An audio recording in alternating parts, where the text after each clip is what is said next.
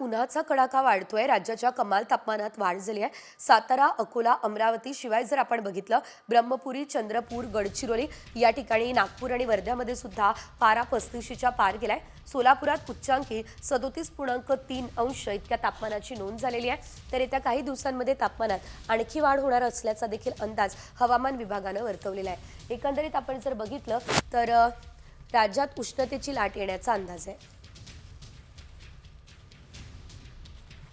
ग्राफिक्सच्या माध्यमातून आपण या संदर्भात जाणून घेतोय. पुण्यामध्ये 37 अंश इतकं तापमान आहे. सोलापुरात 37, सांगलीमध्ये 36, परभणीमध्ये 36, बारामतीमध्ये 35, तर संभाजीनगरमध्येही 35, नंदुरबारमध्ये 35 अंश सेल्सिअस इतकं तापमान आहे.